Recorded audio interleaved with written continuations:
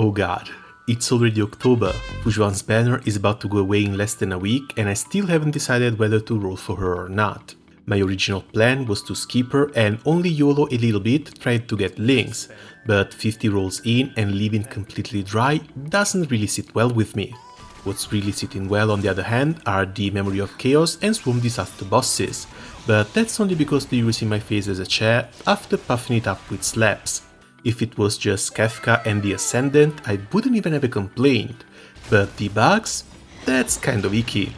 All I hear when it comes to Fu Xuan is absolute praise, and I'm sure her massive damage reduction can save you from some of the unfortunate one-shots you can be met with in the simulated universe.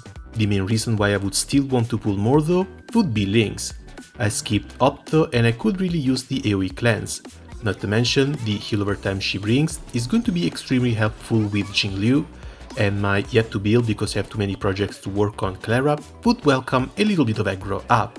Like I mentioned before, I'm at 50 PT and I have 180 more tickets saved up. I should be fine to grab to 5 stars even if I lose the 50-50 on both of them. And looking at my pool history, I'm starting to get really scared Lady Luck is going to turn her back on me at any minute now. So let's look at the options here. First of course would be Fu Xuan. Get myself a pretty neat new tank with massive amounts of damage reduction and a ton of self-healing. Her team-wide healing though is only for about 500 HP, so she might not be enough to keep a whole team up just by herself, especially without her light cone. Being mostly free to play, I don't really go rolling for weapons. Offense-wise, a 12% crit rate boost doesn't sound that bad either, but the second half of the crit buff being locked behind her E1 feels kind of stinky. Team-wise, she feels like she can be slotted in anywhere a defensive support is needed, which for the moment is Simulated Universe difficulty 5 and Memory of Chaos 10, with this last one being here just because my relics mostly suck and I'm not done leveling up my traces yet. I was still able to get 3 stars, but it might have taken a couple tries too many. Next, we finally got the proper reveals for Jingliu and Topaz in the 1.4 presentation stream. I think there was a line for how down bad a person could be for a fictional character, but man, how far past it are we? And after listening to this, I returned to the Law Fu so I could surrender myself to the Alliance and atone for my sins. how can you not? The Ice Queen is a must pull for me, even if her overall damage ends up being lower compared to what Danhangi L can do. She might end up in S tier rather than double S, but at least she'll be more comfortable to use skill points wise. She will need to accumulate 2 stacks of CCG to get in her enhanced state, and that's where things are going to get fun. She'll suck 4% HP from all teammates with each attack and use it to get a massive attack boost for herself, up to 5.2 times the consumed health. The buff caps at 2.1k attack, but if you have 2 normal characters with 3k HP and a healer with 6k, that's already more than enough to reach it. Her burst will also replenish some of these stacks while dealing some pretty decent damage. On average gear, with the free-to-play light cone and proper buffs, it should be somewhere in the 140k range. They didn't go in the details, but if the leaks stay true, she gets 50% crit rate when in the enhanced state and an amazing 37.3 crit damage from traces alone, which is going to make building her a lot easier.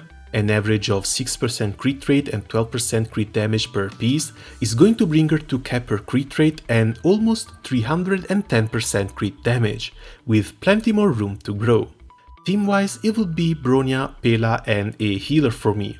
If anything's weak to ice, the constant freezes should help mitigate damage even further, and in Simulated Universe it will be Remembrance Path all day every day.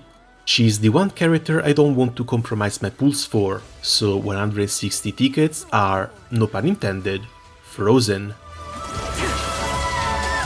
Blade of Moonlight. Next we got Topaz, and she might be coming to collect a debt I didn't even know I had. White hair, the red and black theme, how did they know my exact weaknesses? The pet trotter is just the cherry on top. My sanity at this point is holding on for dear life, about as hard as the button keeping her shirt together. They might be a hunt character, but they're a bit more on the supportive side. Topaz's skill and burst only serve to buff Numby, and the little trotter is the guy who actually deals damage.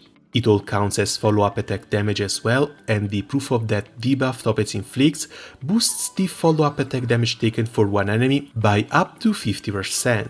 Jingliu, Himeko, Clara and Herta rejoice.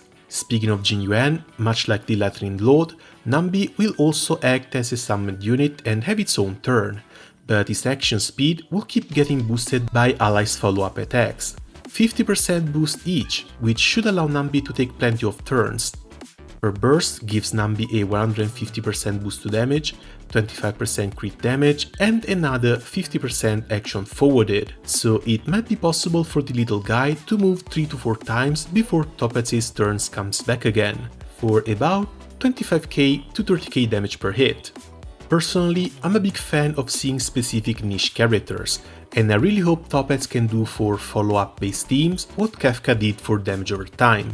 Lastly, Numby's utility in the open world also looks kind of amazing, and that becomes a bit broken in the simulated universe with the extra fragments and possible free curios. She looks great and she sounds pretty damn fun. If they released her in 1.5, I would have had no problem picking up all 3.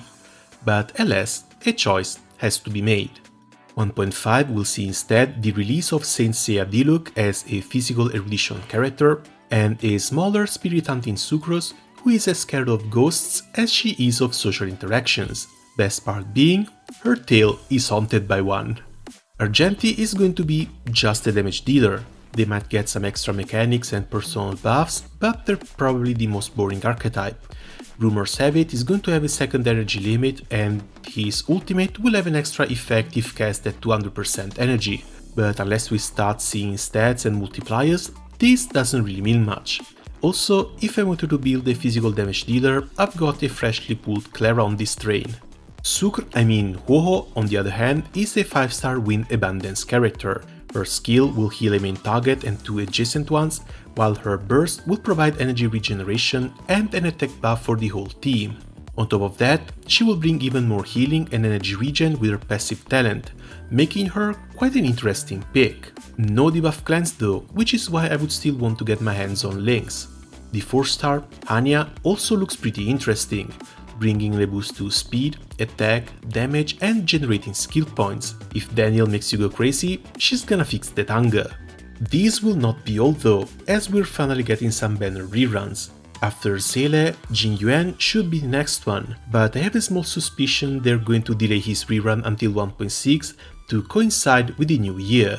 If that's the case, we might see Silver Wolf moving up a bit.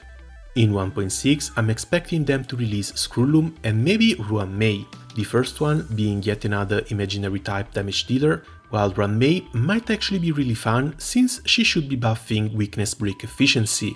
If I decide to skip Fu Xuan, I could be safe to pick Jingliu, Topaz and either Silver Wolf or Ruan-Mei, while having enough rolls for another safe pick starting in 1.7.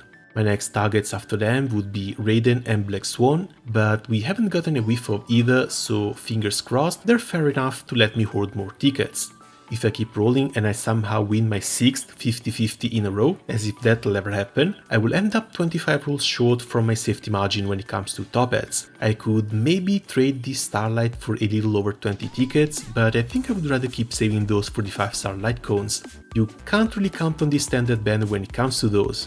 I've also just gotten Balu and Clara, so I can expect the next PD in around 70 rolls, and since we only get 21 standard passes per version, that's going to happen around 1.6 or 1.7, and it will be a random 5-star between characters and light cones. Meanwhile, I've been eyeing Sleep Like the Dead for Topaz or something irreplaceable for Clara.